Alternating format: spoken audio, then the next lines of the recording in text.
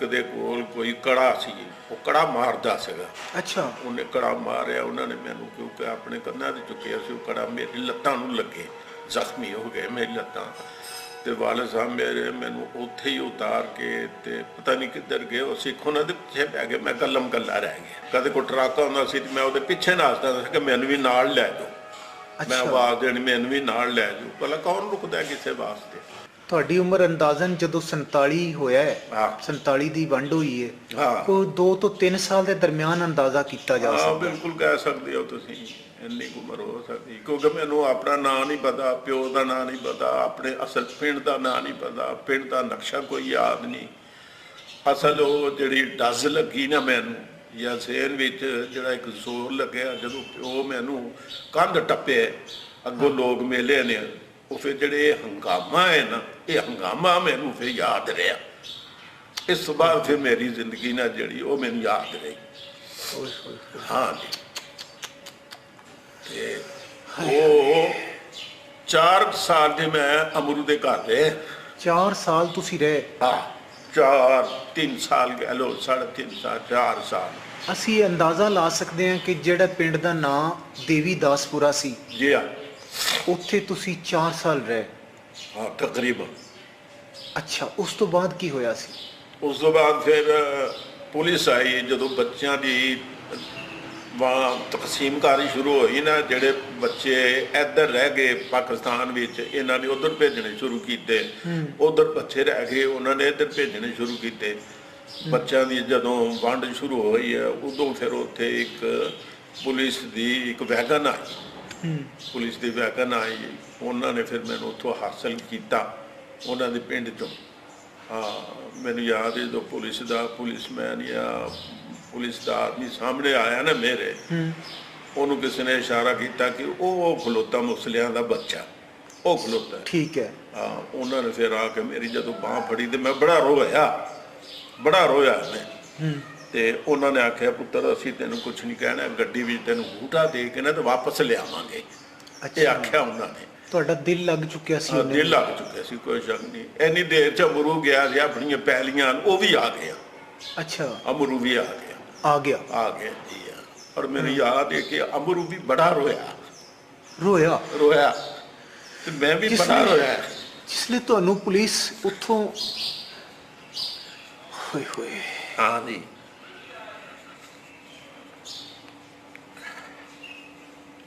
ਜਿਸ ਲਈ ਪੁਲਿਸ ਤੁਹਾਨੂੰ ਚੱਕ ਕੇ ਆਪਣੀ ਜੀਪ ਵਿੱਚ ਬਿਠਾ ਰਹੀ ਸੀ।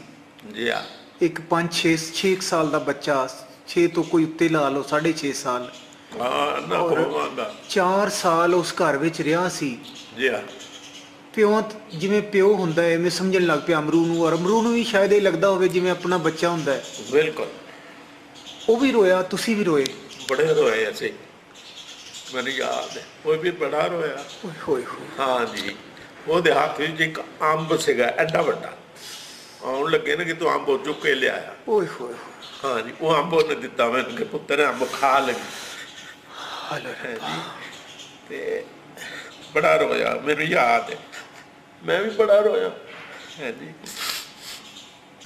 ਅੱਛਾ, ਜਿਹੜਾ ਬੂਟਾ ਸੀ ਅਮਰੂ ਦਾ ਬੇਟਾ, ਜੀ ਹਾਂ, ਉਹਦੀ ਉਮਰ ਕਿੰਨੀ ਸੀ ਉਸ ਵੇਲੇ? ਅਸੀਂ ਦੋਵੇਂ ਤਕਰੀਬਨ ਹਮ ਉਮਰ ਸਾਂ।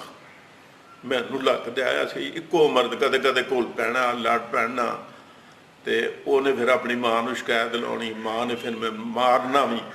ਅੱਛਾ, ਕਿ ਤੂੰ ਮੇਰੇ ਪੁੱਤ ਨੂੰ ਕਿਉਂ ਲੜਿਆ, ਕਿਉਂ ਮਾਰਿਆ ਹੈ ਜੀ। ਉਹ ਗੱਲ ਆਈ ਗਈ ਹੋ ਜਾਂਦੀ ਸੀ।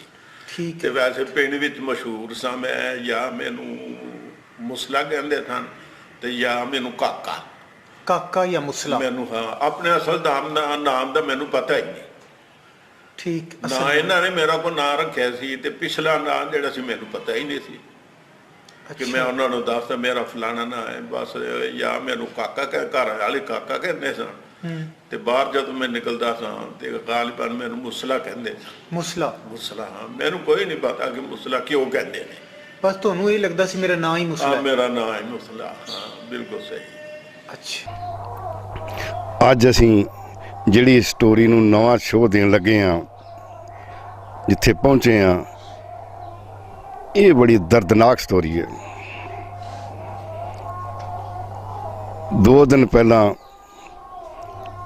ਕਿਆਮ ਚੌਹਾਨ ਹੋਰਾਂ ਨੇ ਇੱਕ ਇੰਟਰਵਿਊ ਪਾਇਆ ਸੀਗਾ YouTube ਤੇ ਆਪਣੇ ਚੈਨਲ ਤੇ, ਜਿਹਦੇ ਵਿੱਚ 1947 ਦੇ ਉਜਾੜਿਆਂ ਵੇਲੇ ਇੱਕ 4 ਸਾਲ ਦਾ ਬੱਚਾ ਜਿਹੜਾ ਆਪਣੇ ਬਾਪ ਨਾਲੋਂ ਵਿਛੜ ਗਿਆ, ਵਿਛੜਨ ਦੀ ਘਟਨਾ ਵੀ ਕੀ ਕਿ ਉਹਦਾ ਬਾਪ ਜਿਹੜਾ ਆਪਣੇ ਜਾਨ ਤੋਂ ਪਿਆਰੇ ਬੱਚੇ ਨੂੰ ਕੰਧਾੜੇ ਚੁੱਕ ਕੇ ਲੈ ਰਿਹਾ, ਅੱਗੋਂ ਉਜਾੜਿਆਂ ਵੇਲੇ ਕੋਈ ਸਿੱਖਾਂ ਦਾ ਜਥਾ ਪਿਆ, ਉਹਨੇ ਬਰਸ਼ੀ ਮਾਰੀ, ਉਹ ਬੱਚਾ ਜ਼ਖਮੀ ਹੋ ਗਿਆ, ਉਹਦਾ ਬਾਪ ਉਹਨੂੰ ਸੁੱਟ ਕੇ ਤੇ ਆਪ ਉਹਨਾਂ ਜ਼ਾਲਮਾਂ ਦੇ ਸਾਹਮਣੇ ਨੱਸ ਭੱਜਿਆ। ਕਿੱਧਰ ਨੂੰ ਗਿਆ, ਕੀ ਵਾਪਰਿਆ ਜਾਂ ਉਹਦੇ ਪਰਿਵਾਰ ਨਾਲ ਕੀ ਵਾਪਰਿਆ, ਇਹ ਉਹਨੂੰ ਨਹੀਂ ਪਤਾ ਹੈਗਾ। ਉਹ ਬੱਚਾ ਲਾਵਾਰਸ, ਜਿਹਨੂੰ ਆਪਣਾ ਨਾਂ ਦਾ ਨਹੀਂ ਪਤਾ, ਆਪਣੇ ਪਿੰਡ ਪੀੜ ਦਾ ਨਹੀਂ ਪਤਾ, ਕਿਸੇ ਗੱਲ ਦਾ ਨਹੀਂ ਪਤਾ, ਉਹ ਬੱਚਾ ਤੁਰਦਾ ਤੁਰਦਾ ਕਿਤੇ ਸੜਕ ਲਾਗੇ ਆਇਆ, ਇੱਕ ਕੋਈ ਅੱਲਾ ਦਾ ਫਰਿਸ਼ਤਾ, ਰੱਬ ਦਾ ਦੇਵਤਾ ਮਨੁੱਖ ਉਸ ਬੱਚੇ ਨੂੰ ਉਂਗਲ ਲੈ ਕੇ ਆਪਣੇ ਘਰ ਲੈ ਗਿਆ। ਉਹ ਪਿੰਡ ਸੀ ਦੇਵੀਦਾਸਪੁਰਾ, ਜ਼ਿਲ੍ਹਾ ਗੁਰਦਾਸਪੁਰ, ਤਹਿਸੀਲ ਗੁਰਦਾਸਪੁਰ ਦਾ ਇਹ ਪਿੰਡ ਆ। ਆਪਣੇ ਘਰ ਲੈ ਗਿਆ। ਆਪਣੇ ਘਰ ਲਿਆ ਕੇ ਉਹਨੂੰ ਸਭ ਤੋਂ ਪਹਿਲਾਂ ਕਿਹਾ ਕਿ ਇਹ ਪੁੱਤਰ ਤੇਰਾ ਘਰ ਆ। ਦੇਖੋ, ਇੱਕ ਪਾਸੇ ਜਿੱਥੇ ਉਸ ਮਾੜੇ ਸਮੇਂ ਦੇ ਵਿੱਚ ਕਿਸੇ ਨੂੰ, ਹਰ ਇੱਕ ਨੂੰ ਆਪਣੀ ਜਾਨ ਦਾ ਖਤਰਾ ਸੀ, ਦੂਸਰੇ ਮਜ਼ਹਬ ਵਾਲਾ ਦੂਜੇ ਮਜ਼ਹਬ ਨਾਲ ਈਰਖਾ ਦੀ ਨਜ਼ਰ ਨਾਲ ਵੇਖਦਾ ਸੀ, ਕਿੱਥੇ ਉਹ ਸ਼ਾਂਤੀ ਦਾ ਦੇਵਤਾ, ਅੱਲਾ ਦਾ ਫਰਿਸ਼ਤਾ ਸਮਝੋ ਇਨਸਾਨ ਨੂੰ, ਉਹਨੇ ਇਨਸਾਨੀਅਤ ਕਮਾਈ, ਉਸ ਬੱਚੇ ਨੂੰ ਆਪਣੇ ਘਰ ਲੈ ਗਿਆ। ਹਾਲਾਂਕਿ ਉਹਦਾ ਆਪਣਾ ਵੀ ਇੱਕ ਬੱਚਾ ਸੀ ਜਿਹਦਾ ਨਾਮ ਬੂਟਾ। ਉਹਨੇ ਘਰ ਖੜ ਕੇ ਉਹਨੇ ਕਿਹਾ ਕਿ ਤੁਸੀਂ ਇਹ ਪੁੱਤਰ ਤੇਰਾ ਘਰ ਆ, ਔਰ ਆਪਣੀ ਘਰਵਾਲੀ ਨੂੰ ਕਿਹਾ ਕਿ ਇਹਦੀ ਪਾਲਣਾ ਉਵੇਂ ਕਰਨੀ ਹੈ ਜਿੱਦਾਂ ਮੇਰੇ ਦੂਜੇ ਪੁੱਤਰ ਦੀ ਹੋ ਰਹੀ ਹੈ। ਮੁਲਕ ਦੀ ਵੰਡ ਹੋ ਗਈ। ਉੱਧਰਲੇ ਬੰਨੇ ਚਲੇ ਗਿਆ, ਮੁਸਲਮਾਨ ਭਾਈਚਾਰੇ ਦੇ ਲੋਕਾਂ ਨੂੰ ਜਾਣਾ ਪੈ ਗਿਆ। ਇੱਧਰਲੇ ਬੰਨੇ ਇੱਧਰ ਸਿੱਖ ਤੇ ਹਿੰਦੂ ਇੱਧਰ ਰਹਿ ਗਏ। ਉਹ 3 ਸਾਲ ਤੱਕ ਇਸ ਘਰ 'ਚ ਰਿਹਾ। ਇਹਨਾਂ ਨੇ ਉਹਨੂੰ ਪੁੱਤਰਾਂ ਦੀ ਤਰ੍ਹਾਂ ਪਾਲਿਆ। ਉਹ ਬੱਚੇ ਨੂੰ ਆਪਣੇ ਨਾਂ ਦਾ ਹੀ ਨਹੀਂ ਪਤਾ, ਉਹਨੂੰ ਆਪਣੇ ਬਾਪ ਬਾਰੇ ਨਹੀਂ ਪਤਾ ਕਿ ਮੇਰਾ ਬਾਪ ਕੌਣ ਆ, ਮੈਂ ਕਿਸ ਕਬੀਲੇ 'ਚੋਂ ਹਾਂ, ਮੈਂ ਕਿੰਨਾ ਲੋਕਾਂ 'ਚੋਂ ਹਾਂ, ਮੇਰੇ ਬਾਪ ਦਾ ਨਾਂ ਕੀ ਆ, ਮੇਰੀ ਮਾਂ ਦਾ ਨਾਂ ਕੀ ਆ, ਮੇਰਾ ਨਾਂ ਕੀ, ਉਹਨੂੰ ਕੋਈ ਪਤਾ ਨਹੀਂ ਬੱਚੇ ਨੂੰ, ਲਾਵਾਰਸ। ਔਰ ਉਹ ਬੱਚੇ ਨੂੰ ਇਹ ਵੀ ਨਹੀਂ ਪਤਾ ਕਿ ਮੁਲਕ ਕੀ ਹੁੰਦੇ ਨੇ, ਮੁਲਕਾਂ ਦੀਆਂ ਹੱਦਾਂ ਸਰਹੱਦਾਂ ਕੀ ਹੁੰਦੀਆਂ ਨੇ, ਲੜਾਈ ਝਗੜੇ ਕੀ ਨੇ, ਉਹਦਾ ਕਸੂਰ ਕੀ ਹੈ। ਕੋਈ ਕਸੂਰ ਨਹੀਂ। ਕਸੂਰ ਸਿਰਫ ਇੰਨਾ ਕਿ ਇੱਕ ਜਿਹੜਾ ਮੁਲਕ ਸੀਗਾ, ਜਿੱਥੇ ਇਕੱਠੇ ਰਹਿੰਦੇ ਸੀ ਲੋਕ, ਭਾਈਚਾਰੇ ਦੇ ਲੋਕ, ਉਹਦੀ ਵੰਡ ਹੋ ਗਈ। ਪੰਜਾਬ ਦੀ ਵੰਡ ਨੇ ਜਿਹੜਾ ਪੰਜਾਬੀਆਂ ਦੇ ਦਿਲ ਵੰਡ ਦਿੱਤੇ। ਪਰ ਫਿਰ ਵੀ ਮੋਹ ਮੁਹੱਬਤ ਜਿਹੜੀ ਆ ਉਹ ਲੋਕਾਂ 'ਚ ਖਤਮ ਨਹੀਂ ਹੋ ਸਕਦੀ। ਰਹਿੰਦੀ ਦੁਨੀਆ ਤੱਕ ਪੰਜਾਬੀਆਂ ਦਾ ਜਿਹੜਾ ਏਕਾ, ਪੰਜਾਬੀਆਂ ਦੇ ਵਿੱਚ ਮੋਹ ਮੁਹੱਬਤ ਉਹ ਰਹੇਗੀ। 3 ਸਾਲ ਇਸ ਘਰ ਦੇ ਵਿੱਚ ਰਹਿਣ ਤੋਂ ਬਾਅਦ ਮਿਲਟਰੀ ਵਾਲੇ ਆਏ, ਪੁਲਿਸ ਵਾਲੇ ਆਏ, ਤਾਂ ਉਹ ਬੱਚੇ ਨੂੰ ਅਨਾਥ ਆਸ਼ਰਮ ਲੈ ਗਏ। ਉਹ ਇੱਥੋਂ ਕਿਵੇਂ ਪਾਕਿਸਤਾਨ ਪਹੁੰਚਿਆ, ਇਹ ਇੱਕ ਵੱਖਰਾ ਗੱਲ ਹੈ। ਪਰ ਜਿਸ ਪਰਿਵਾਰ ਦੇ ਕੋਲ ਅਸੀਂ ਅੱਜ ਚੱਲ ਕੇ ਆਏ ਹਾਂ, ਇਹ ਪਰਿਵਾਰ ਉਹ ਆ ਜਿਨ੍ਹਾਂ ਨੇ ਉਹਨਾਂ ਨੂੰ ਪਾਲਿਆ ਔਰ ਆਪਣੇ ਬੱਚਿਆਂ ਦੀ ਤਰ੍ਹਾਂ ਪਾਲਿਆ। ਜਿਹੜਾ ਉਹ ਅਮਰੂ ਦਾ ਨਾਂ ਲੈਂਦੇ ਨੇ, ਅੱਜ ਅਸੀਂ ਉਸ ਘਰ 'ਚ ਆਏ।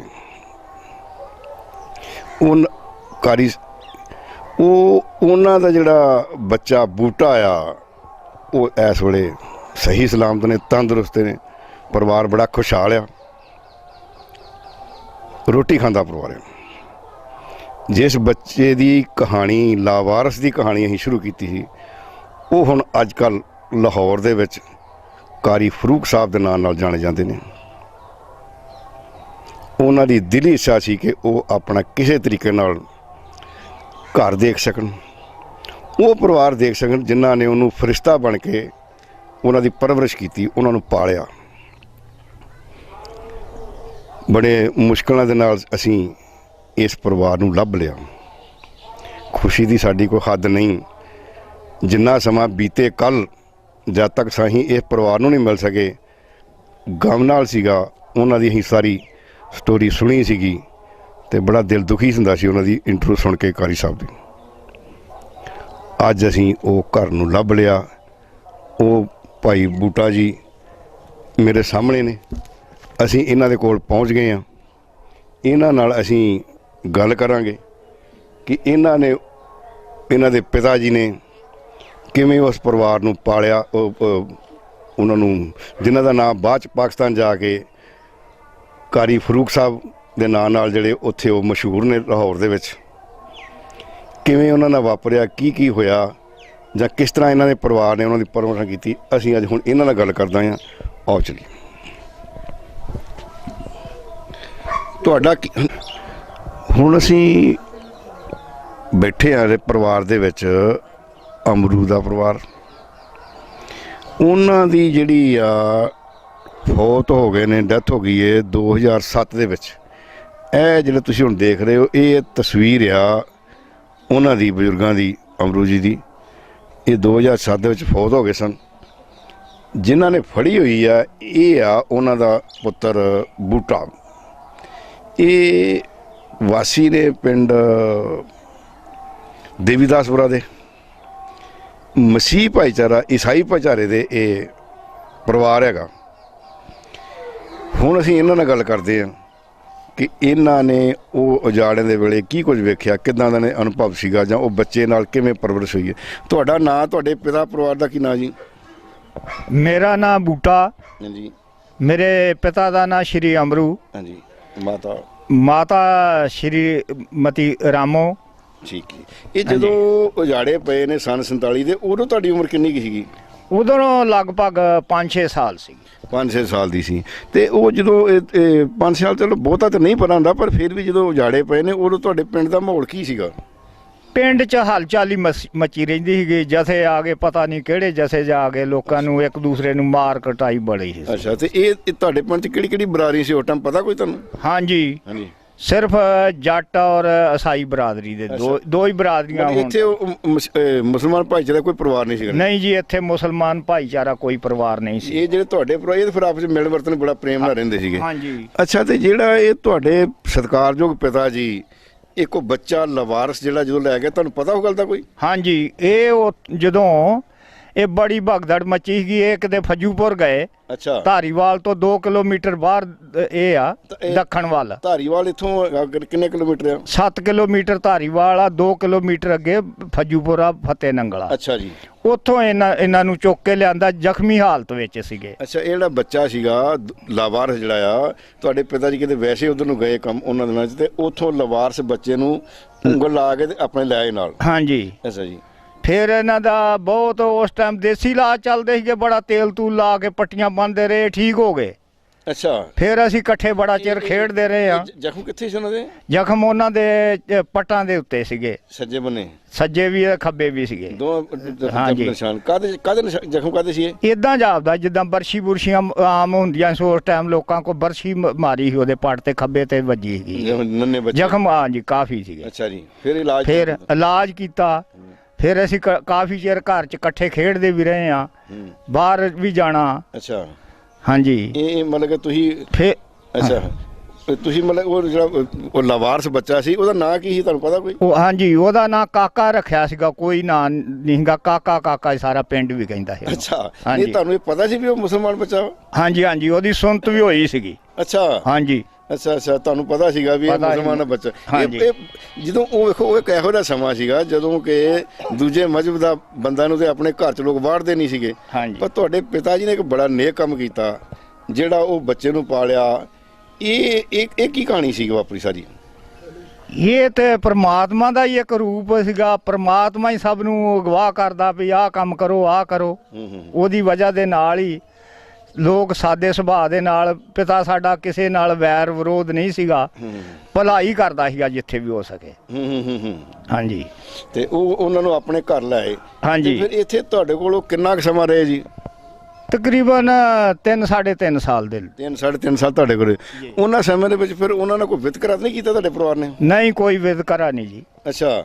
ਮਤਲਬ ਜਿਸ ਤਰ੍ਹਾਂ ਦਾ ਖਾਣਾ ਤੁਸੀਂ ਖਾਂਦੇ ਉਸ ਤਰ੍ਹਾਂ ਦਾ ਬਣਨਾ ਰਹਿਣਾ ਦੀ ਤੁਹਾਨੂੰ ਕੋਈ ਯਾਦ ਹੈ ਉਹਦੀ ਸ਼ਕਲ ਕਿੱਦਾਂ ਦੀ ਹੋਏਗੀ, ਤੁਹਾਡਾ ਕਿੱਦਾਂ ਖੇਡਦਾ ਹੋਏਗਾ, ਤੁਹਾਡਾ ਉੱਚਾ ਹੀ ਜੋ? ਹਾਂਜੀ ਹਾਂਜੀ, ਮੇਰੇ ਨਾਲੋਂ ਥੋੜਾ ਜਿਹਾ ਵੱਡਾ ਸੀਗਾ। ਅੱਛਾ ਹਾਂਜੀ, ਕੋਈ ਸਾਲ 6 ਮਹੀਨੇ ਲੰਬਾ ਸੀਗਾ ਮੇਰੇ ਨਾਲ ਉਦਾਂ ਹੀ ਥੋੜਾ। ਹਾਂਜੀ, ਉਸ ਟਾਈਮ ਪੰਜਾਬੀ ਪਿਓਰ ਬੋਲਦੇ ਸੀ? ਪੰਜਾਬੀ ਬੋਲਦੇ ਸੀਗੇ ਉਹ। ਅੱਛਾ ਜੀ। ਹਾਂਜੀ, ਤੇ ਉਹ ਕੀ ਕਰਦੇ ਸੀ ਉਦੋਂ ਤੁਸੀਂ, ਮਤਲਬ ਜੋ ਸਕੂਲੇ ਜਾਂਦੇ ਸੀ ਜਾਂ ਕਿਵੇਂ ਕਰਦੇ? ਨਹੀਂ, ਸਕੂਲ ਨਹੀਂ ਸੀ ਉਦੋਂ ਜਾਂਦੇ, ਅਸੀਂ ਖੇਡਦੇ ਹੁੰਦੇ ਹਾਂ ਘਰੇ ਹੀ।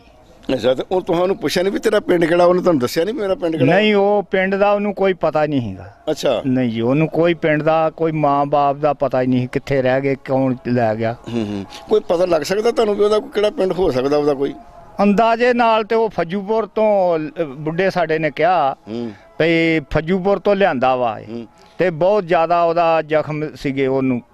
ਅੱਛਾ। ਤੇ ਅੰਦਾਜ਼ਾ ਤੇ ਇਹ ਹੀ ਹੋ ਸਕਦਾ ਵੀ ਫੱਜੂਪੁਰ ਦੇ ਲਾਗੇ ਹੀ ਹੋ ਸਕਦਾ ਉਹਨਾਂ ਦਾ ਪਿੰਡ ਕੋਈ। ਫੱਜੂਪੁਰਾ ਜਾਂ ਫੱਜੂਪੁਰ ਦੇ ਲੱਗ ਸਕਦਾ। ਫੱਜੂਪੁਰ ਵੀ ਬੜਾ ਵੱਡਾ ਹੈਗਾ, ਮੈਂ ਦੇਖਿਆ। ਹਾਂਜੀ ਹਾਂਜੀ, ਬੜਾ ਵੱਡਾ ਰਕਬਾ ਹੈਗਾ ਪਿੰਡ ਦਾ ਉਹਦਾ। ਤੇ ਉਹ ਬਹੁਤ ਮੁਸਲਮਾਨ ਪਰਿਵਾਰਾਂ ਦਾ ਪਿੰਡ ਸੀਗਾ ਉਹ। ਹਾਂਜੀ, ਸਾਰੇ ਉੱਥੇ ਤਕਰੀਬਨ ਮੁਸਲਮਾਨ ਹੀ ਰਹਿੰਦੇ। ਤੇ ਉੱਥੇ ਕੋਈ ਕਤਲੇਆਮ ਵੀ ਹੋਈ ਹੈ, ਤੁਹਾਨੂੰ ਪਤਾ ਕੋਈ ਮਾੜਾ ਮੋਟਾ ਕਿ ਜਾਂ ਨਹੀਂ ਪਤਾ? ਉੱਥੇ ਤੇ ਕਾਫੀ ਕਤਲੇਆਮ ਪੂਰੇ ਮੁਲਕ 'ਚ ਹੀ ਹੋਈ, ਉੱਥੇ ਦਾ ਤੇ ਪਤਾ ਨਹੀਂ ਗਾ ਇੰਨਾ। ਜਿੱਥੇ ਇੱਥੇ ਵੀ ਕਦੇ ਸ਼ਰਾਰਤੀ ਲੋਕਾਂ ਨੇ ਕੀਤੀ।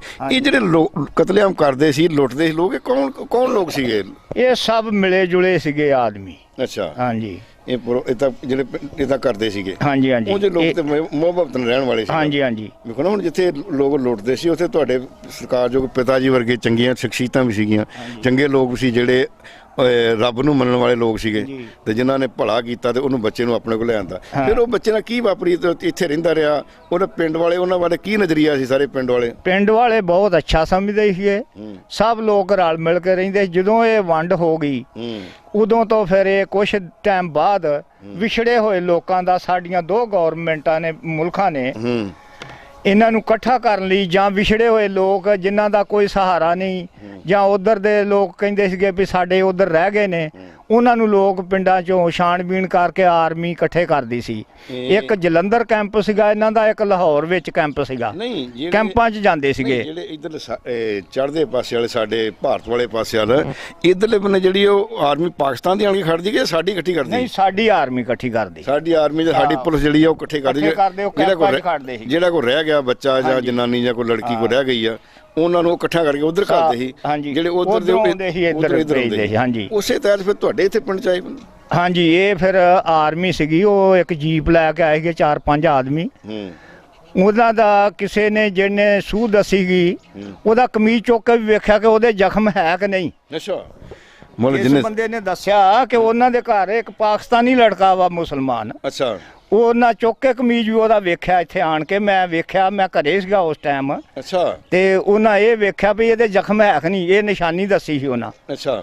ਤੇ ਫਿਰ ਉਹਨੂੰ ਉਹ ਵੇਖ ਕੇ ਫਿਰ ਉਹ ਲੈ ਗਏ। ਉਹ ਕਲੇਰ ਪੋਲਵਾ ਇੱਥੋਂ 1 ਕਿਲੋਮੀਟਰ। ਅੱਛਾ। ਉੱਥੇ ਤੱਕ ਫਿਰ ਦੁਨੀਆ ਗਈ ਉਹਨੂੰ ਛਡਾਉਣ ਲਈ, ਪਰ ਉਹ ਮੰਨੇ ਨਹੀਂ। ਉਹਨਾਂ ਕਿਹਾ ਕਿ ਭਾਈ ਤੇਰਾ ਜੇ ਲੜਕਾ ਹੈ, ਸਾਡਾ ਬਾਪ ਵੀ ਖੇਤੀਬਾੜੀ ਕਰਦਾ ਸੀਗਾ, ਹਲ ਵਾਉਣ ਗਿਆ ਸੀਗਾ, ਉਹ ਵੀ ਪਹੁੰਚੇ।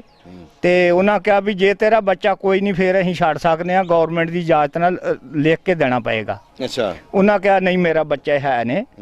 ਤੇ ਫਿਰ ਉਹ ਉਹਨੂੰ ਲੈ ਗਏ। ਬਹੁਤ ਰੋਂਦਾ ਸੀ ਉਸ ਟਾਈਮ, ਉਹ ਜੀਪ 'ਚ ਵੀ ਬੈਠਿਆ। ਤੁਹਾਡੇ ਬਾਪ ਉਹਦੀ ਕੀ ਸਥਿਤੀ 'ਚ ਭੇਜਣ ਲੱਗੇ, ਤੁਰਨ ਲੱਗੇ? ਉਹ ਵੀ ਰੋਂਦੇ ਸੀ, ਸਾਰਾ ਪਿੰਡ ਹੀ ਰੋਂਦਾ ਸੀਗਾ। ਅੱਛਾ, ਮਤਲਬ ਇੰਨਾ ਮੁਹੱਬਤ ਹੋ ਗਈ ਉਹ ਬੱਚੇ ਨਾਲ। ਗਏ ਪਿੱਛੇ ਜਨਾਨੀਆਂ, ਬੰਦੇ ਪੁਲ ਤੱਕ ਗਏ, ਕਲੇਰਾਂ ਵਾਲੇ ਤੱਕ, ਵੀ ਇਹਨੂੰ ਨਾ ਖੜੋ। ਅੱਛਾ। ਤੇ ਉਹਨਾਂ ਨੇ ਪੁਲਿਸ ਲੈਣ ਵਾਲੇ ਆਏ ਸੀ, ਉਹਨਾਂ ਨੇ ਕਿਹਾ ਵੀ ਜੇ ਤੁਹਾਡੇ ਬਾਪ ਨੂੰ ਕਿਹਾ, ਸ਼੍ਰੀ ਅਮਰੂ ਜੀ ਨੂੰ, ਕਿ ਜੇ ਤੁਹਾਡਾ ਕੋਈ ਬੱਚਾ ਨਹੀਂ, ਫਿਰ ਅਸੀਂ ਛੱਡ ਸਕਦੇ ਹਾਂ, ਤੇ ਤੁਸੀਂ ਸਾਨੂੰ ਲਿਖ ਕੇ ਦੇ ਦਿਓ, ਤੇ ਜੇ ਤੁਹਾਡੇ ਬੱਚੇ ਹੈਗੇ ਫਿਰ ਅਸੀਂ ਇਹਨੂੰ ਖੜਨਾ, ਫਿਰ ਜਾਣਾ ਪਏਗਾ ਇਹਨੂੰ। ਤੇ ਪਿੰਡ ਵਾਲੇ ਜਿਹੜੇ ਸਾਰੇ ਲੋਕ ਚਾਹੁੰਦੇ ਸੀ ਵੀ ਨਾ ਜਾਏ। ਤੇ ਫਿਰ ਉਹ ਜਿਹੜਾ ਉਹ ਲਾਵਾਰਸ ਬੱਚਾ ਸੀਗਾ, ਜਿਹਨੂੰ ਕਾਕਾ ਤੁਸੀਂ ਕਹਿੰਦੇ, ਉਹਦਾ ਕੀ ਰਵੱਈਆ ਸੀ? ਉਹ ਚਾਹੁੰਦਾ ਸੀ ਜਾਣਾ? ਨਹੀਂ, ਉਹ ਬਹੁਤ ਰੋਂਦਾ ਸੀਗਾ। ਉਹ ਆਂਦਾ ਵੀ ਮੈਂ ਭਾਪੇ ਕੋਲ ਹੀ ਰਹਿਣਾ। ਅੱਛਾ, ਮਤਲਬ ਪਾਪਾ ਕਹਿੰਦਾ ਸੀ? ਪਾਪਾ ਕਹਿੰਦਾ ਹੁੰਦਾ ਸਾਡੇ ਬੁੱਢੇ ਨੂੰ। ਅੱਛਾ ਅੱਛਾ ਜੀ। ਤੇ ਆਂਦਾ ਮੈਂ ਇੱਥੇ ਰਹਿਣਾ। ਤੇ ਉਹ ਤਰ੍ਹਾਂ ਮੰਨੀ ਨਹੀਂ ਕਿਸੇ ਨੇ ਉਹਦੀ? ਨਹੀਂ, ਉਹ ਫਿਰ ਗੌਰਮੈਂਟ ਕਾਨੂੰਨ ਸੀਗਾ, ਉਹਨਾਂ ਇੱਕ ਕਾਨੂੰਨ ਬਣਾਇਆ ਕਿ ਬੰਦਿਆਂ ਨੂੰ, ਸਾਰਿਆਂ ਨੂੰ ਇਕੱਠੇ ਕਰੋ, ਲਵਾਰਸਾਂ ਨੂੰ, ਤੇ ਜਿੱਥੇ ਜਿੱਥੇ ਹੈ ਨੇ ਉੱਥੇ ਪਹੁੰਚਾਓ ਇਹਨਾਂ ਨੂੰ। ਉਂਝ ਤੁਹਾਡੇ ਪਰਿਵਾਰ ਨੂੰ ਉਹਨਾਂ ਕੋਈ, ਜਿਹੜੇ ਮਿਲਟਰੀ ਵਾਲੇ ਲੈਣ ਵਾਲੇ, ਉਹਨਾਂ ਕੋਈ ਗੁੱਸੇ ਜਾਂ ਦਬਕਾ ਜਾਂ ਕੋਈ ਇਹੋ ਜਿਹਾ ਗੁੱਸੇ ਨਹੀਂ? ਉਹ ਆਂਦੇ ਵੀ ਸਾਡੀ ਸਰਕਾਰੀ ਡਿਊਟੀ ਆ, ਜੋ ਸਾਨੂੰ ਹੁਕਮ ਨੇ ਉਹਨਾਂ ਦੇ ਮੁਤਾਬਕ ਚੱਲਣਾ ਚਾਹੀਦਾ। ਅੱਛਾ, ਫਿਰ ਪਤਾ ਲੱਗਾ ਜਦੋਂ ਇੱਥੋਂ ਲੈ ਗਏ ਨੇ ਉਹਨੂੰ, ਤਾਂ ਕਿੱਧਰ ਲੈ ਗਏ ਫਿਰ ਉਹਨੂੰ? ਦੱਸ ਕਿੱਥੇ ਖੜਿਆ ਵੀ ਅਸੀਂ ਨੂੰ ਕਿੱਥੇ ਖੜ ਰਹੇ ਹਾਂ? ਉਹ ਆਂਦੇ ਵੀ ਅਸੀਂ ਜਲੰਧਰ ਕੈਂਪ 'ਚ ਇਹਨੂੰ ਜਮ੍ਹਾਂ ਕਰਨਾ, ਇੱਥੋਂ ਇਹ ਲਾਹੌਰ ਕੈਂਪ ਜਿਹੜਾ ਇਹਨਾਂ ਦਾ ਲੱਗਾ ਵਾ ਉੱਥੇ ਜਾਏਗਾ, ਉੱਥੋਂ ਜਿਹਦੇ ਆ ਉਹ ਆਣ ਕੇ ਫਿਰ ਅਨਾਉਂਸਮੈਂਟ ਕਰਦੇ ਕਿ ਉਹ ਪਛਾਣ ਕੇ ਆਪਣੇ ਆਪਣੇ ਲੈ ਜਾਂਦੇ ਸੀ ਜਿਨ੍ਹਾਂ ਦੇ ਪ੍ਰੂਫ ਪੂਰੇ ਹੋ ਜਾਂਦੇ ਸੀਗੇ। ਅੱਛਾ, ਮਤਲਬ ਉਹਨਾਂ ਨੇ ਕਿਹਾ ਵੀ ਇਤਨਾ ਨੂੰ ਅਸੀਂ ਜਲੰਧਰ ਖੜਨਾ, ਜਲੰਧਰ ਤੋਂ ਮੁੜ ਕੇ ਇਹਨੂੰ ਲਾਹੌਰ ਭੇਜਣਾ, ਜੇ ਇਹਦਾ ਕੋਈ ਪ੍ਰੂਫ ਆ ਗਿਆ ਤੇ ਇਹਨੂੰ ਅਸੀਂ ਦੇ ਵਾਪਸ ਕਰ ਦੇਗਾ ਇਹ ਕਰਕੇ ਜੀ। ਤੇ ਉਹ ਕੋਈ ਉਸ ਤੋਂ ਬਾਅਦ ਕੋਈ ਚਿੱਠੀ ਪੱਤਰ ਕੋਈ ਸੁਨਾ ਪਤਾ ਕੋਈ ਆਇਆ ਕੋਈ? ਨਹੀਂ, ਉਹਦਾ ਕੋਈ ਸੁਨਾ ਪਤਾ ਨਹੀਂ, ਕਿੱਥੇ ਉਹ ਚਲੇ ਗਿਆ, ਕਿੱਥੇ ਰਹਿੰਦਾ ਸੀਗਾ, ਕੀ ਗੱਲਬਾਤ ਕੋਈ ਨਹੀਂ ਹੋਈ।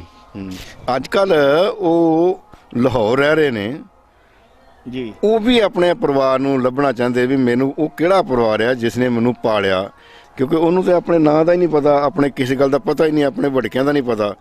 ਤੇ ਉਹ ਅੱਜ ਕੱਲ ਲਾਹੌਰ ਰਹਿ ਰਹੇ ਨੇ, ਉਹਨਾਂ ਦੀ ਵੀ ਇੱਕ ਬੜੀ ਮਨ 'ਚ ਇੱਛਾ ਤਮੰਨਾ ਆ ਕਿ ਮੈਂ ਉਹ ਦੇਵਤਾ ਜਿਹੜਾ ਫਰਿਸ਼ਤਾ ਹੀ ਸਮਝਦੇ ਆ ਉਹਨੂੰ, ਅਮਰੂ ਜੀ ਨੂੰ, ਕਿ ਮੈਂ ਉਹਦੇ ਪਰਿਵਾਰ ਨੂੰ ਇੱਕ ਵਾਰ ਸਜਦਾ ਕਰਨਾ ਚਾਹੁੰਦਾ ਉਹਦੇ ਨੂੰ। ਤੇ ਉਹ ਵੀ ਅਜੇ ਜਿੰਦਾ ਨੇ, ਠੀਕ ਠਾਕ ਨੇ, ਔਰ ਬੜੀ ਮਨ 'ਚ ਉਹਨਾਂ ਦੀ ਤਮੰਨਾ ਨੇ। ਤੇ ਜੇ ਉਹ ਤੁਹਾਡਾ ਕਿਤੇ ਉਹਨਾਂ ਨਾਲ ਸੰਪਰਕ ਹੋ ਜਾਏ ਜਾਂ ਉੱਥੇ ਤੁਹਾਡੇ ਕੋਲ ਆਉਣਾ ਚਾਹਣ ਜਾਂ ਤੁਹਾਨੂੰ ਉੱਥੇ ਬੁਲਾਉਣ ਆਪਣੇ ਤੌਰ ਤੇ ਫਿਰ ਤੁਹਾਡਾ ਕਿਤੇ ਤੁਸੀਂ ਜਾਣਾ ਚਾਹੋਗੇ ਜਾਂ ਤੁਹਾਡੇ ਕੋਲ ਆਉਂਦੇ ਫਿਰ ਤੁਸੀਂ ਉਹਨਾਂ ਦੀ ਸੇਵਾ ਪਾਣੀ ਕਰੋਗੇ? ਹਾਂਜੀ ਕਰਾਂਗੇ, ਜੇ ਉਹ ਆਉਣਾ ਚਾਹੁੰਦੇ ਠੀਕ ਆ, ਨਹੀਂ ਤੇ ਅਸੀਂ ਵੀ ਆਪਣੇ ਪਾਸਪੋਰਟ ਬਣਾ ਕੇ ਗਵਰਨਮੈਂਟ ਕੋ ਅਸੀਂ ਵੀ ਇਜਾਜ਼ਤ ਲੈ ਕੇ ਜਾ ਸਕਦੇ ਹਾਂ ਜੇ ਉਹ ਸੱਦਣ ਤੁਹਾਨੂੰ ਤੇ ਸੱਦਣ ਤੇ। ਤੁਹਾਡਾ ਮੁਹੰਮਦ ਤੁਹਾਨੂੰ ਅੱਛਾ, ਫਿਰ ਜਦੋਂ ਉਹ ਚਲੇ ਗਏ ਫਿਰ ਗੱਲ ਉੱਥੇ ਆ ਗਈ, ਜਦੋਂ ਚਲੇ ਗਏ ਜਦੋਂ ਜਾਣ ਲੱਗੇ ਆ ਉਹ ਲੈ ਗਏ ਉਹਨੂੰ, ਉਸ ਤੋਂ ਬਾਅਦ ਤੁਹਾਡਾ ਫਿਰ ਦਿਲ ਲੱਗ ਗਿਆ ਵੀ ਕੋਈ ਗੱਲ ਨਹੀਂ ਚੱਲ ਲੈ ਗਏ? ਨਹੀਂ, ਕਾਫੀ ਦਿਨ ਪੂਰਾ ਪਿੰਡ ਵੀ ਰੋਂਦਾ ਰਿਹਾ ਤੇ ਅਫਸੋਸ ਰਹੇ ਲੋਕ, ਗਮ ਚ ਰਹੇ ਲੋਕ ਜੀ। ਤੇ ਤੁਹਾਡੇ ਜਿਹੜੇ ਪਿਤਾ ਜੀ ਉਹ ਫਿਰ ਕਦੀ ਯਾਦ ਕਰਦੇ ਹੁੰਦੇ ਸੀ ਉਹਨਾਂ ਨੂੰ? ਹਾਂਜੀ, ਬਹੁਤ ਉਹਨਾਂ ਨੂੰ ਯਾਦ ਕਰਦੇ ਹੁੰਦੇ ਸੀ। ਤੇ ਕੀ ਕਹਿੰਦੇ ਸੀ ਉਹਦੇ ਬਾਰੇ? ਤੇ ਕਾਕਾ ਹੁੰਦਾ ਤੇ ਉਹਨੂੰ ਹਾਲ ਵਾਉਣਾ ਹੈਗਾ, ਉਹਨੇ ਸਾਡੇ ਕੰਮ ਕਰਨੇ, ਉਹਦਾ ਵਿਆਹ ਵੀ ਕਰਨਾ ਸੀਗਾ। ਅੱਛਾ ਜੀ, ਹੋਏ ਤੁਹਾਡਾ ਤੇ ਈਸਾਈ ਪਰਿਵਾਰ ਸੀ ਤੇ ਉਹ ਮੁਸਲਮਾਨ ਪਰਿਵਾਰ ਸੀ, ਤੇ ਕਿੰਨਾ ਮੋਹ ਮੁਹੱਬਤ ਆ? ਜ਼ਾਹਿਰ ਆ ਕਿ ਜਿਹੜੀਆਂ ਉਸ 47 ਦੇ ਵੰਡ ਵੇਲੇ ਜਿਹੜੀਆਂ ਦਿਲਾਂ 'ਚ ਦੂਰੀਆਂ ਪਈਆਂ ਨੇ, ਉਹ ਦੂਰੀਆਂ ਕੁਝ ਫਿਰਕੂ ਲੋਕਾਂ ਦੀਆਂ ਪਾਈਆਂ ਸੀ ਜਾਂ ਜਿਹੜੇ ਧਾਰਮਿਕ ਜਨੂਨੀ ਲੋਕ ਸੀ ਉਹਨਾਂ ਦੀਆਂ ਹੀ ਦੇਣ ਸੀਗੀ। ਉਹ ਉਂਝ ਜਿਹੜੇ ਸੱਚੇ ਸੁੱਚੇ ਲੋਕ ਸੀ, ਚਾਹੇ ਉਹ ਕਿਸੇ ਮਜ਼ਹਬ ਦੇ ਈਸਾਈ ਨੇ, ਸਿੱਖ ਨੇ ਜਾਂ ਮੁਸਲਮਾਨ ਨੇ, ਉਹਨਾਂ ਦੇ ਆਪਸੀ ਜਿਹੜੀਆਂ ਕੋਈ ਦਿਲਾਂ ਦੀਆਂ ਦੂਰੀਆਂ ਨਹੀਂ, ਉਹਨਾਂ ਦੀ ਮੋਹ ਮੁਹੱਬਤ ਜਿਹੜੀ ਆ ਉਹ ਇੱਕ ਸਮੁੱਚੇ ਪੰਜਾਬੀਆਂ ਦੀ ਬਿਲਕੁਲ ਕਾਇਮ ਆ, ਔਰ ਉਹ ਰਹਿੰਦੀ ਦੁਨੀਆ ਤੱਕ ਉਹ ਕਾਇਮ ਰਹਿਣੀ ਆ। ਇਸ ਗੱਲ ਤੋਂ ਮੁੱਕਰਿਆ ਨਹੀਂ ਜਾ ਸਕਦਾ। ਤੇ ਜਿਹਦੀ ਇਹ ਤਾਜ਼ਾ ਮਿਸਾਲ ਜਿਹੜੀ ਹੁਣ ਸਾਡੇ ਸਾਹਮਣੇ ਆਈ ਆ ਕਿ ਇਸ ਪਰਿਵਾਰ ਨੇ ਕਿਵੇਂ ਰਿਹਾ, ਜਾਂ ਬੂਟਾ ਜੀ ਦੱਸ ਰਹੇ ਸਨ ਕਿ ਉਹਨਾਂ ਜਿਹੜੇ ਸਤਿਕਾਰਯੋਗ ਪਿਤਾ ਸੀ ਉਹ ਆਪਣੇ ਮੌਤ ਦੇ ਸਮੇਂ ਤੱਕ ਵੀ ਉਹਨੂੰ, ਕਾਕੇ ਨੂੰ ਯਾਦ ਕਰਦੇ ਨੇ, ਕਿਉਂਕਿ ਨਾਂ ਤੇ ਉਹਦਾ ਕੋਈ ਇਹਨਾਂ ਨੂੰ ਪਤਾ ਹੀ ਨਹੀਂ ਸੀ ਨਾਂ ਕੀ ਹੈ, ਤੇ ਕਾਕਾ ਇਹਨਾਂ ਰੱਖਿਆ ਸੀ, ਸਾਰਾ ਪਿੰਡ ਵੀ ਕਾਕਾ ਹੀ ਕਹਿੰਦਾ ਸੀ ਉਹਨੂੰ। ਤੇ ਇਹ ਉਹਨੂੰ ਲਾਸਟ ਸਮੇਂ ਤੱਕ ਵੀ ਯਾਦ ਕਰਦੇ ਰਹੇ ਨੇ ਕਿ ਮੈਂ ਉਹਨੂੰ ਪਾਲਣਾ ਕਰਨੀ ਸੀ, ਮੇਰਾ ਉਹ ਪੁੱਤਰ ਸੀਗਾ ਤੇ ਮੈਂ ਆਪਣਾ ਪੁੱਤਰ ਬਣਾ ਕੇ ਉਹਨੂੰ ਰੱਖਿਆ ਹੋਇਆ ਸੀਗਾ, ਤੇ ਵੱਡਾ ਕਰਨਾ ਮਨ 'ਚ ਤਮੰਨਾ ਸੀ। ਪਰ ਚਲੋ ਉਹ ਮਜਬੂਰੀਆਂ ਹੁੰਦੀਆਂ, ਹਕੂਮਤੀ ਮਜਬੂਰੀਆਂ ਨੇ, ਤੇ ਇਸ ਕਰਕੇ ਇਹ ਉਹਨੂੰ ਯਾਦ ਕਰਦੇ ਰਹੇ, ਤੇ ਇਹ ਅਜੇ ਵੀ ਯਾਦ ਕਰਦੇ ਨੇ। ਤੇ ਤੁਹਾਡਾ ਕਿਤੇ ਉਹਨਾਂ ਨਾਲ ਤਾਂ ਮੇਲ ਮਿਲਾਪ ਹੋ ਜਾਏ ਤੇ ਕਿੰਨੀ ਖੁਸ਼ੀ ਹੋਏਗੀ ਤੁਹਾਨੂੰ? ਬਹੁਤ ਖੁਸ਼ੀ ਹੋਏਗੀ ਜੀ, ਮਿਲ ਕੇ ਇਕੱਠੇ ਰਹੇ ਅਸੀਂ 3-4 ਸਾਲ, ਸਾਡੇ ਘਰ 'ਚ ਰਹੇ, ਪਰਿਵਾਰ ਵਾਂਗੂ ਰਹੇ ਅਸੀਂ। ਕੋਈ ਯਾਦ ਆਉਂਦੀ ਕੋਈ ਤੁਸੀਂ ਕਦੇ ਲੜਦੇ ਵੀ ਜਾਂ ਕਦੀ ਖੇਡਦੇ ਖੁੱਡਦੇ ਹੁੰਦੇ ਸੀ ਜਾਂ? ਹਾਂ, ਇਹ ਬਚਪਨ 'ਚ ਤੇ ਹੋ ਹੀ ਜਾਂਦਾ ਇਦਾਂ ਬੱਚਿਆਂ ਦਾ, ਲੜਾਈ ਲੜੂਈ ਮਾੜਾ ਮੋਟਾ। ਹਾਂਜੀ, ਘਰ ਵਿੱਚ ਵੀ ਹੋ ਜਾਂਦੇ ਇਦਾਂ ਹੀ ਬੱਚੇ। ਹਾਂ, ਦੋ ਸਕੇ ਭਰਾ ਹੋਣ ਉਹ ਵੀ ਤੇ ਹੋ ਜਾਂਦੇ ਆ। ਹਾਂਜੀ, ਤੇ ਉਸ ਟਾਈਮ ਖੇਡਦੇ ਕੀ ਹੁੰਦੇ ਤੁਸੀਂ? ਖੇਡਣਾ ਖੁੱਡਣਾ, ਗੋਲੀਆਂ ਗਾਲੀਆਂ ਖੇਡਣੀਆਂ, ਖੁੱਤੀ ਬਣਾ ਲੈਣੀ, ਹੋਰ ਖੇਡਣਾ ਕੀ ਹੁੰਦਾ, ਜਾਂ ਲੱਕੜ ਦੀ ਕੋਈ ਖੁੰਡੀ ਬਣਾ ਲੈਣੀ ਖੇਡਣ ਦੀ, ਖਿੱਦੋ ਖੁੰਡੀ ਜਿਹਨੂੰ ਕਹਿੰਦੇ, ਉਹ ਖੇਡਦੇ ਰਹੇ ਤੁਸੀਂ? ਠੀਕ ਜੀ। ਇਹ ਸਾਰਾ ਪਰਿਵਾਰ ਬੈਠਾ ਜੀ ਸ਼੍ਰੀ ਅਮਰੂ ਜੀ ਦਾ। ਇਹ ਉਹਨਾਂ ਦੇ ਬੇਟੇ ਨੂੰ ਪੁੱਛਦੇ ਆ, ਇਹ ਦੱਸੋ ਜੀ ਤੁਸੀਂ ਕਿੰਨੇ ਭਾਈ ਆ? ਅਸੀਂ 5 ਭਾਈ ਹਾਂ, ਇੱਕ ਦੀ ਡੈਥ ਹੋ ਗਈ ਆ। ਅੱਛਾ। 4 ਅਸੀਂ ਮੌਜੂਦਾ ਹਾਂ। ਅੱਛਾ ਜੀ। ਹਾਂਜੀ, ਇਹ ਬਾਕੀ ਸਾਡੇ ਨੌਵਾਂ ਨੇ, 3 ਮੇਰੇ ਬੇਟੇ ਨੇ, ਬਾਕੀ ਇਹ ਪੋਤੀਆਂ ਪੋਤੇ ਨੇ ਮੇਰੇ। ਹਾਂਜੀ, ਸਾਰਾ ਪਰਿਵਾਰ ਖੁਸ਼ਹਾਲ ਰਹਿੰਦਾ ਜੀ, ਇਕੱਠੇ ਰਹਿ ਰਹੇ ਆ ਇੱਕ ਛੱਤ ਥੱਲੇ ਹੀ। ਅੱਛਾ ਜੀ। ਹਾਂਜੀ, ਫਿਰ ਉਹ ਤੁਹਾਨੂੰ ਮਿਲਣ ਤੁਹਾਡਾ ਦਿਲ ਕਰਦਾ ਉਹਨੂੰ, ਜਿਹੜਾ ਤੁਹਾਡੇ ਨਾਲ? ਹਾਂਜੀ, ਤੁਹਾਡੇ ਤੋਂ ਪਤਾ ਲੱਗਾ ਤੇ ਮਿਲਣਾ ਬਹੁਤ ਜ਼ਰੂਰੀ ਆ ਫਿਰ ਤੇ। ਹਾਂ, ਉਹਨਾਂ ਨੂੰ ਦਿਲ ਕਰਦਾ ਮਿਲਣ ਦਾ? ਹਾਂਜੀ, ਦਿਲ ਕਰਦਾ ਜੀ ਮਿਲਣ ਨੂੰ। ਇਹ ਉਹਨਾਂ ਦੇ ਛੋਟੇ ਭਰਾ ਨੇ, ਇਹਨਾਂ ਦਾ ਜਨਮ ਤੇ 47 ਦੀ ਵੰਡ ਤੋਂ ਬਾਅਦ ਹੋਇਆ। ਇਹ ਉਹਨਾਂ ਦੇ ਛੋਟੇ ਭਰਾ ਨੇ, ਇਹ ਉਹਨਾਂ ਦੇ ਭਤੀਜਾ ਆ ਕਬੱਡੀ ਦਾ ਅੰਤਰਰਾਸ਼ਟਰੀ ਪਲੇਅਰ ਹੈਗਾ ਹੀਰਾ ਦੇਵੀਦਾਸਪੁਰੀਆ ਨੂੰ ਕਹਿੰਦੇ ਆ। ਇਹਦੇ ਜ਼ਰੀਏ ਹੀ ਰਾਤ ਮੈਂ ਗੱਲ ਕੀਤੀ ਸੀ ਇਹਨਾਂ ਨਾਲ ਟੈਲੀਫੋਨ ਤੇ। ਇਹਨੇ ਫਿਰ ਮੈਨੂੰ ਜ਼ਿਕਰ ਕੀਤਾ ਕਿ ਠੀਕ ਹੈ ਸਾਡੇ ਪਿੰਡ ਦੇ ਉਹ ਬੂਟਾ ਜੀ ਪੁੱਤਰ ਅਮਰੂ ਉਹ ਸਾਡੇ ਪਿੰਡ 'ਚ ਵੱਸਦੇ ਨੇ, ਇਹਨਾਂ ਦੀ ਬਦੌਲਤ ਸੀਗਾ ਜਿਸ ਕਰਕੇ ਮੈਂ ਇੱਥੇ ਬੜੇ ਸਹਿਜੇ ਲੱਭ ਲਿਆ ਇਹਨਾਂ ਨੂੰ। ਇਹ ਮੇਰੇ ਪਰਮ ਮਿੱਤਰ ਨੇ, ਸਹਿਦੇਵ ਕਲੇਰ ਜ਼ਿਮੀਂਦਾਰ ਪਰਿਵਾਰ ਨੇ, ਨਾਲ ਸੰਬੰਧ ਰੱਖਦੇ ਨੇ, ਮੇਰੇ ਪਰਮ ਮਿੱਤਰ ਨੇ। ਇਹਨਾਂ ਨੇ ਵੀ ਮੇਰੀ ਬੜੀ ਮਦਦ ਕੀਤੀ ਹੈ ਇਸ ਪਰਿਵਾਰ ਨੂੰ ਲੱਭਣ ਦੇ ਵਿੱਚ। ਇਹ ਬਾਕੀ ਉਹਨਾਂ ਦਾ ਆਪਣਾ ਪਰਿਵਾਰ ਹੈਗਾ, ਨੂੰਹਾਂ ਨੇ, ਪੋਤਰੇ ਨੇ, ਪੋਤਰੀਆਂ ਨੇ। ਇਹ ਕੁਝ ਪਰਿਵਾਰ ਇਹਨਾਂ ਦੇ ਉਹ ਦੂਜੇ ਭਰਾ ਜਿਹੜੇ ਨੇ ਉਹ ਪਰਾਂ ਦੂਜੇ ਕਮਰੇ 'ਚ ਰਹਿ ਰਹੇ ਨੇ ਘਰ, ਉਹ ਮੇਰੇ ਕੋਲ ਆਏ ਹੋਣੇ, ਉਹਨਾਂ ਕੋਲ ਜਾ ਨਹੀਂ ਸਕਿਆ ਜਾਂ ਉਹ ਕਿਤੇ ਆਪਣੇ ਕੰਮ ਧੰਦੇ ਗਏ ਹੋਏ ਨੇ। ਇਹ ਉਹਨਾਂ ਦਾ ਆਪਣਾ ਪਰਿਵਾਰ ਆ ਤੇ ਇਹ ਸਾਰਾ ਇਹਨੂੰ ਬੜੀ ਚਾਅ ਚੜਿਆ, ਬੜੀ ਖੁਸ਼ੀ ਹੋਈ ਆ, ਬੜਾ ਇਹਨਾਂ ਦੇ ਮਨ ਦੇ ਵਿੱਚ ਰੀਝ ਬਣੀ ਆ ਕਿ ਸਾਡੇ ਬਾਪ ਨੇ, ਸਾਡੇ ਬਜ਼ੁਰਗ ਨੇ ਜੋ ਕਰਮ ਕਮਾਇਆ ਹੈਗਾ, ਚੰਗਾ ਕਰਮ, ਅੱਜ ਉਹਦਾ ਮੁੱਲ ਹੁਣ ਪਿਆ। ਸਾਨੂੰ ਪਤਾ ਲੱਗਾ ਕਿ ਉਹਨਾਂ ਨੇ ਕੀ ਇਨਸਾਨੀਅਤ ਵਾਸਤੇ ਕੀਤੀ ਆ, ਕੰਮ ਕੀਤਾ, ਜਿਹਦਾ ਜ਼ਿਕਰ ਅੱਜ ਜਿਹੜੀ ਆ ਉਹ ਕੈਮਰਾ ਟੀਮ ਜਿਹੜੀ ਆ ਤਰਾਨਾ ਸਾਂਝ ਪੰਜਾਬ ਦੀ ਜਿਹੜੀ ਆ ਉਹ ਟੀਮ ਉਹਨਾਂ ਦਾ ਇੰਟਰਵਿਊ ਲੈਣ ਵਾਸਤੇ ਆਈ ਹੈ। ਇਹ ਸਾਰਾ ਕੁਝ ਇਸੇ ਕਰਕੇ ਹੋ ਸਕਿਆ ਕਿ ਇਹਨਾਂ ਦੇ ਸਤਿਕਾਰਯੋਗ ਪਿਤਾ ਜੀ ਨੇ ਕਿਸੇ ਲਾਵਾਰਸ ਬੱਚੇ ਨਾਲ ਬੜਾ ਨੇਕ ਕੰਮ ਕੀਤਾ, ਜਿਹਦੇ ਕਰਕੇ ਇਹ ਅੱਜ ਸਾਰਾ ਕੁਝ ਇਹਨਾਂ ਦੇ ਬੜਾ ਮਨ ਚਿਹਰਾ ਖੁਸ਼ ਹੋਇਆ ਇਹਨਾਂ ਦਾ। ਇਹ ਦੇਖੋ ਕਿੱਦਾਂ ਦਾ ਸਮਾਂ ਵਾਪਰਿਆ ਜਿੱਥੇ ਮੁਲਕ ਦੀ ਆਜ਼ਾਦੀ ਦਾ ਲੋਕਾਂ ਨੇ ਨਿੱਘ ਮੰਨਣਾ ਸੀ, ਬੜੇ ਖੁਸ਼ੀਆਂ ਖੇੜਿਆਂ ਦੇ ਜਸ਼ਨ ਮਨਾਏ ਜਾਣੇ ਸੀ, ਉੱਥੇ ਇਹ ਚੰਦਰੀ ਆਜ਼ਾਦੀ ਜਿਹੜੀ ਆ ਇਹ ਪੰਜਾਬੀਆਂ ਦੇ ਵਿੱਚ ਦੁਫੇੜ ਪੈਦਾ ਕਰ ਗਈ। ਸਰਕਾਰੀ ਤੇ ਗੈਰ ਸਰਕਾਰੀ ਅੰਕੜਿਆਂ ਮੁਤਾਬਕ ਕੋਈ 10 ਲੱਖ ਦੇ ਕਰੀਬ ਜਿਹੜੇ ਪੰਜਾਬੀ ਆ ਬੇਗੁਨਾਹ ਜਿਹੜੇ ਆ ਉਹਨਾਂ ਦੇ ਕਤਲ ਹੋ ਗਿਆ, ਮਾਰੇ ਗਏ। ਦੁਨੀਆ ਭਰ 'ਚ ਕਿਤੇ ਇਹੋ ਜਿਹੀ ਮਿਸਾਲ ਨਹੀਂ, ਕਿਸੇ ਕੌਮ ਨੇ ਆਪਣਿਆਂ ਨੂੰ ਮਾਰਿਆ ਵੀ ਕਿਤੇ ਨਹੀਂ ਮਿਲ ਸਕਦੀ। ਇਹ ਪੰਜਾਬੀਆਂ ਨੇ ਇੱਕ ਬੜਾ ਵੱਡਾ ਸੰਤਾਪ ਭੋਗਿਆ ਉਹ ਸਨ 47 ਵੇਲੇ, ਜਿਹੜਾ ਇਹ ਨਾਸੂਰ ਬਣ ਗਿਆ। ਆਉਂਦੀਆਂ ਸਦੀਆਂ ਤੱਕ ਵੀ ਜਿਹੜਾ ਇਹ ਲੋਕਾਂ ਦੇ ਮਨਾਂ 'ਚੋਂ ਗੱਲ ਨਿਕਲਣੀ ਨਹੀਂ। ਜਿਹੜਾ ਇਹ ਸਾਡਾ ਤਰਾਨਾ ਸਾਂਝ ਪੰਜਾਬ ਦੀ ਚੈਨਲ ਆ, ਇਹ ਮੋਹ ਮੁਹੱਬਤ ਵੰਡਣ ਵਾਲਾ ਚੈਨਲ ਆ। ਸਾਡੇ ਮਨ ਦੇ ਵਿੱਚ ਇਹ ਗੱਲ, ਅਸੀਂ ਇਹ ਮਨਸ਼ਾ ਲੈ ਕੇ ਤੁਰੇ ਹਾਂ ਕਿ ਅਸੀਂ ਇਹੋ ਜਿਹੇ ਲੋਕਾਂ ਨਾਲ ਇੰਟਰਵਿਊ ਕਰਨੀ ਆ, ਇਹੋ ਜਿਹੇ ਲੋਕਾਂ ਨਾਲ ਜਿਹੜਾ ਜਾ ਕੇ ਮਿਲ ਕੇ ਉਹਨਾਂ ਨਾਲ ਗੱਲ ਕਰਨੀ ਆ ਜਿਹੜੇ ਮੋਹ ਮੁਹੱਬਤ ਵਾਲੇ ਆ, ਔਰ ਸੱਚ ਜਿਹੜਾ ਵਾ ਉਹ ਸਾਹਮਣੇ ਲਿਆਉਣਾ ਕਿ ਸਾਰੇ ਲੋਕ ਕਿਸੇ ਵੀ ਮਜ਼ਹਬ ਦੇ ਮਾੜੇ ਨਹੀਂ ਸੀ, ਕੁਝ ਫੀਸਦੀ ਲੋਕ ਮਾੜੇ ਸੀ, ਜਿਨ੍ਹਾਂ ਕਰਕੇ ਇਹ ਵੱਡਾ ਸੰਤਾਪ ਪੰਜਾਬੀਆਂ ਨੂੰ ਭੁਗਤਣਾ ਪਿਆ। ਜੇ ਤੁਹਾਨੂੰ ਸਾਡਾ ਇਹ ਚੈਨਲ ਚੰਗਾ ਲੱਗਾ, ਅੱਜ ਦੀ ਤੁਹਾਨੂੰ ਇਹ ਸਟੋਰੀ ਸਾਡੀ ਚੰਗੀ ਲੱਗੀ ਆ, ਤੁਹਾਡੇ ਮਨ ਨੂੰ ਉਹਨੇ ਠੀਕ ਹਲੂਣਾ ਦਿੱਤਾ, ਤੇ ਇਹ ਜਿਹੜਾ ਸਾਡਾ ਚੈਨਲ ਆ ਇਹਨੂੰ ਲਾਈਕ ਜ਼ਰੂਰ ਕਰਿਓ। ਦੂਜੀ ਗੱਲ, ਇਹਨੂੰ ਸਬਸਕ੍ਰਾਈਬ ਜ਼ਰੂਰ ਕਰੋ ਤਾਂ ਕਿ ਤੁਹਾਨੂੰ ਇਹੋ ਜਿਹੀ ਕਹਾਣੀ ਜਿਹੜੀ ਸਨ 47 ਦੀ ਵੰਡ ਵੇਲੇ ਦੀ ਆ ਕੋਈ ਨਾ ਕੋਈ ਅਸੀਂ ਹਰ ਹਫ਼ਤੇ ਤੁਹਾਨੂੰ ਮਿਲਾਉਂਦੇ ਰਵਾਂਗੇ, ਤੁਹਾਨੂੰ ਸੁਣਾਉਂਦੇ ਰਵਾਂਗੇ, ਤੁਹਾਨੂੰ ਵਿਖਾਉਂਦੇ ਰਵਾਂਗੇ। ਉਹਨਾਂ ਚਿਰ ਲਈ ਦਿਓ ਸਾਨੂੰ ਇਜਾਜ਼ਤ। ਇਸ ਤੋਂ ਬਾਅਦ ਅਸੀਂ ਤੁਹਾਨੂੰ ਫਿਰ ਕਿਸੇ ਹੋਰ ਪਿੰਡ, ਕਿਸੇ ਹੋਰ ਸ਼ਹਿਰ, ਕਿਸੇ ਹੋਰ ਗ੍ਰਾਂ ਲੈ ਜਾਵਾਂਗੇ ਜਿਹੜਾ ਸਨ 47 ਦੀ ਵੰਡ ਵੇਲੇ ਦਾ ਜਿਨ੍ਹਾਂ ਨੇ ਇਹ ਸਾਰਾ ਘਟਨਾ ਦੇਖੀ ਹੋਏਗੀ, ਤੇ ਉਹ ਤੁਹਾਡੇ ਨਾਲ ਅਸੀਂ ਉਹ ਸਾਂਝੀ ਕਰ ਦੇਵਾਂਗੇ। ਅੱਛਾ ਜੀ ਬਜ਼ੁਰਗੋ, ਅੱਛਾ ਜੀ, ਮਿਹਰਬਾਨੀ, ਮਿਹਰਬਾਨੀ, ਧੰਨਵਾਦ।